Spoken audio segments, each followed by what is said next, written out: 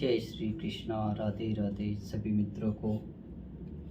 तो आज हम अध्याय 1 श्लोक 2 से चर्चा करेंगे।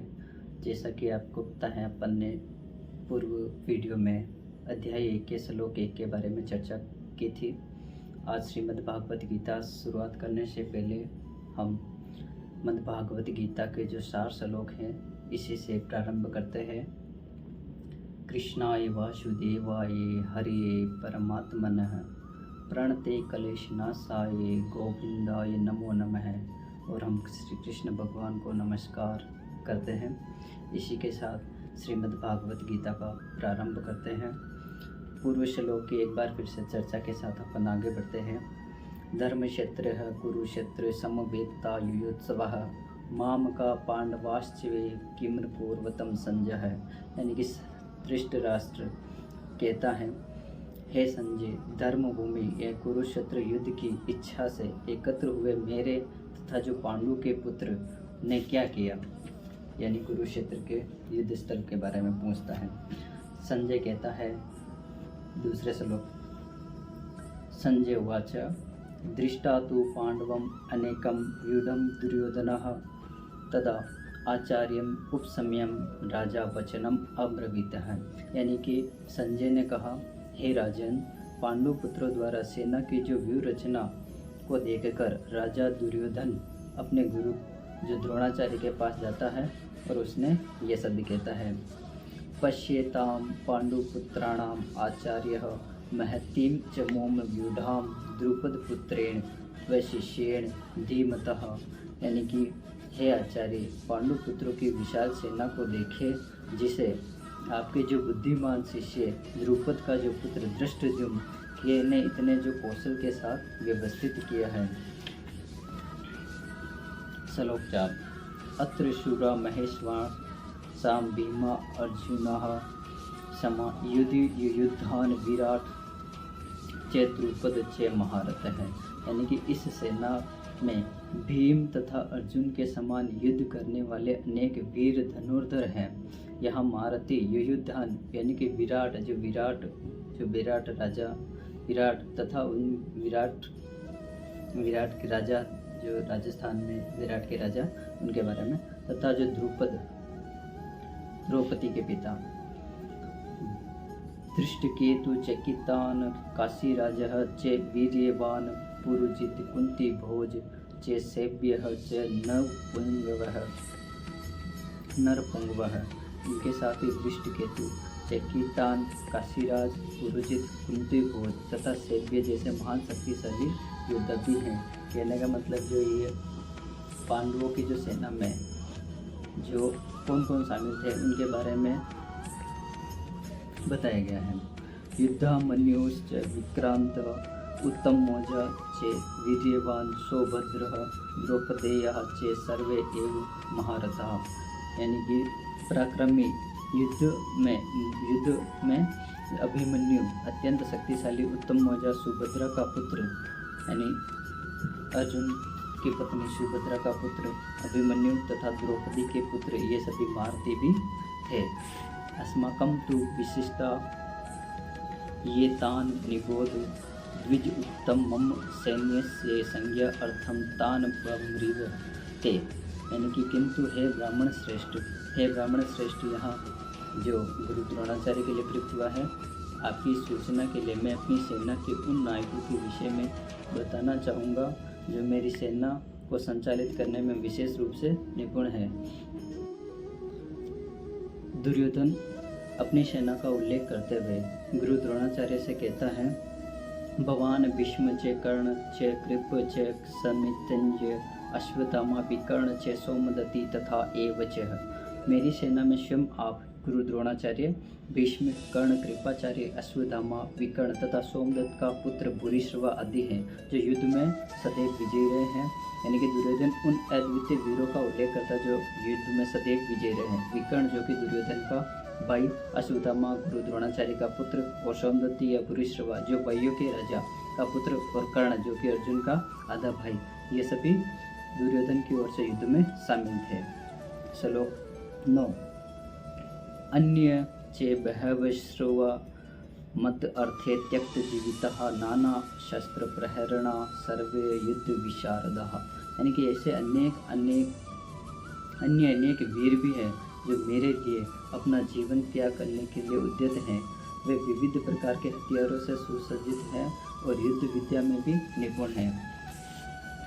यानी तात्पर्य यह है कि जहाँ तक अन्यों का अर्थ यह जयद्रथ, कृतवर्मा तथा शल्य का संबंध है, वे सब दुर्योधन के लिए अपने प्राणों की आहुति देने के लिए हमेशा तैयार रहते हैं।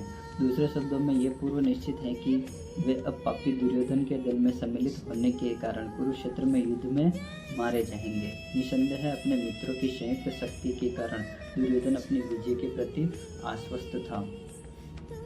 पर्याप्तम तत् अश्माकं बलम भीष्म अभिरक्षितम पर्याप्तम इदम ईशिताम बलम भीम अभिरक्षितम।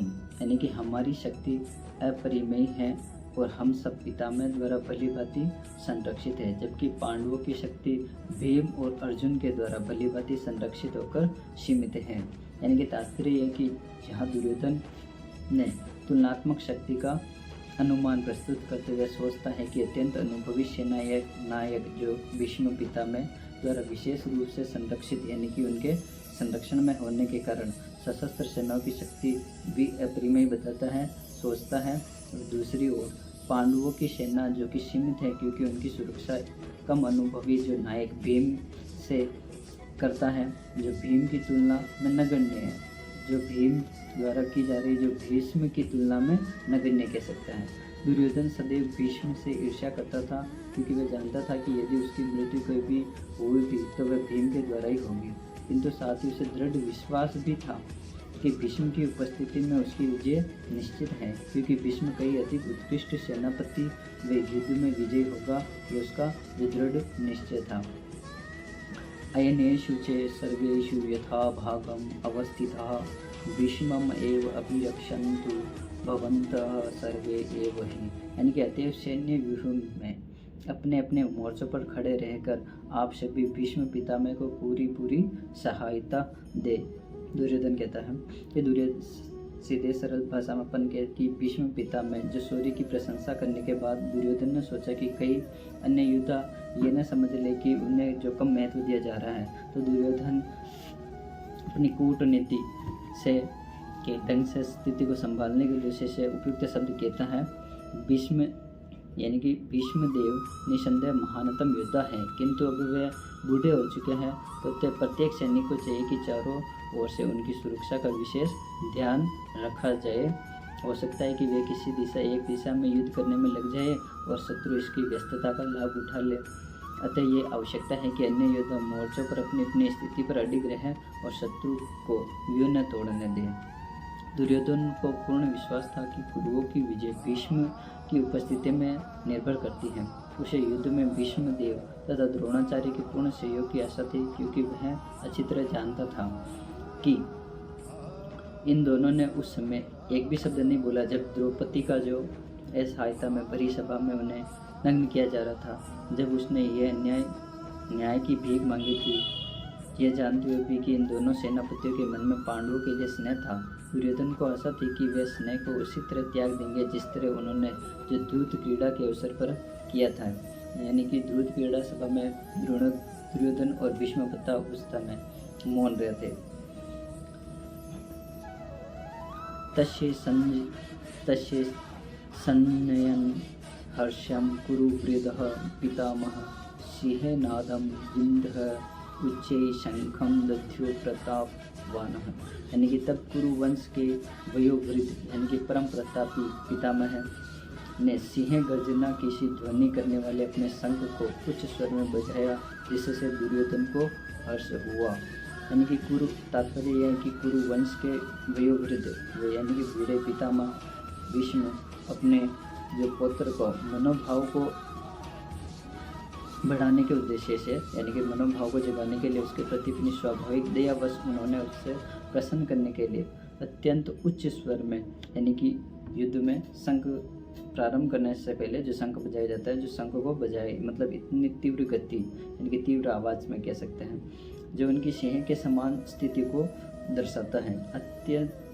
अप्रत्यक्ष रूपों में संघ के द्वारा प्रतीकात्मक ढंग से उन्होंने अपने हताश जो पौत्र दुर्योधन को बता दिया कि उन्हें युद्ध में विजय की आशा नहीं है, किंतु दूसरे पक्ष में साक्षात भगवान श्री कृष्ण हैं। फिर भी यह युद्ध का मार्गदर्शन करना जो उनका एक कर्तव्य था, संबंध में वे कोई कसर नहीं रखते। तत्शंखा चे धैर्य चे प्रणव आनक गोमुखा सहसा एव अभ्यहन्यंत सह शब्द तुमुल अभवत, यानी कि तत्पश्चात शंख नगाड़े बिगुल तुरही तथा सिंह सहसा एक साथ बज उठे। वे समवेत स्वर अत्यंत कोलाहलपूर्ण था। तत्श्वेते हैय युक्ते महति संयन्दे स्थितो माधवः पांडवः चे एव दिव्यो शंखो पद्म्युत बजाए, यानी कि दूसरी ओर से श्वेत घोड़ों द्वारा खींचे जाने वाले विशाल रथ पर आसीन भगवान श्री कृष्ण तथा अर्जुन ने अपने अपने दिव्य शंख बजाए। तात्पर्य भीष्म द्वारा बजाए गए शंख की तुलना में कृष्ण तथा अर्जुन के शंखों को दिव्य कहा गया है, यानी कि दिव्य शंखों के नाद से यह सूचित हो रहा था कि दूसरे पक्ष में विजय की कोई आशा न थी, क्योंकि कृष्ण पांडवों के पक्ष में थे। जयस्तु पांडु पुत्राणाम येषाम पक्षे जनार्दन है, मतलब जय सदा पांडवों के पुत्र और जैसों की होती है, क्योंकि भगवान कृष्ण उनके साथ हैं और जहाँ जहाँ भगवान विद्यमान होते हैं वहीं वहीं लक्ष्मी भी रहती हैं, क्योंकि वह अपने पति के बिना भी नहीं रह सकती हैं। अतः जैसा कि विष्णु या भगवान कृष्ण के शंख द्वारा उत्पन्न दिव्य ध्वनि से सूचित हो रहा था कि विजय तथा दोनों की अर्जुन की प्रतीक्षा कर रही थी। इसके अतिरिक्त जिस रथ में दोनों मित्र आसीन थे वह अर्जुन को अग्नि देवता द्वारा प्रदत्त था, और इससे सूचित हो रहा था कि तीनों लोकों में जहाँ कहीं भी यह जाएगा वे विजय निश्चित है। यानी जिस रथ की कमान अपन कह सकते हैं भगवान कृष्ण संभाल रहे थे, तो उनकी तो विजय निश्चित ही थी।